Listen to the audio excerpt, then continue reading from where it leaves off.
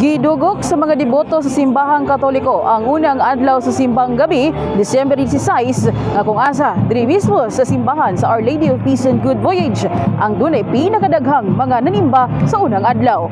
Tradisyon na sa mga Pinoy nga magpahigayon og misa de Gallo asa siyam ka adlaw kining ipahigayon sugod Disyembre 16 hangtod 24. Ang mga deboto ni dagsa sa Our Lady of Peace and Good Voyage aron ipakita ang ilang hugot nga pagtuo ug ang paglaom nga matuman ng ilang mga hangyo kung ugaling makumpleto ang siyam ka adlaw nga misa de Gallo. Napag mga wishes po day nga gusto na tumad day, ma'am. Unta, oo, kaning atong Pilipinas ba peaceful na unta. Away. Oo, lagi sa politika, no? Oo, gani. Samo kayo. Ma'am, kamusta ang first day sa simbang gabi?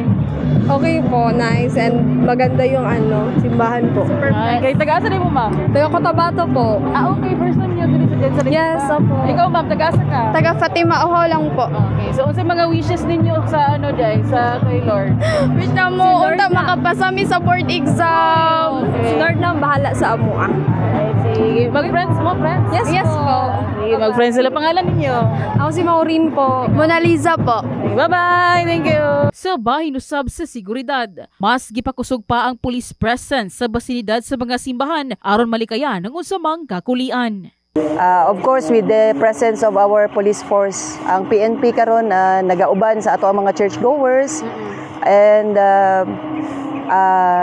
naka-deploy ang ato ang tropa from different units. So naakitay taga traffic enforcement unit, kauban ang taga mobile patrol unit, and ang station na under sa ilahang area of responsibility anaapod og ang dungag na forces nato sa city headquarters, ma'am, murag joint sa PNP para sa baskog na seguridad sa ato ang mga generals. Gihangyo usab sa mga otoridad ang kooperasyon sa publiko aron magpabiling luwas ug malinawon ang pagsaulog sa Kapaskuhan ug bagong tuig. In the heart of changing lives, kini si MJ Fernandez alang sa 89.5 Brigada News FM Jansan, The Music and News Authority.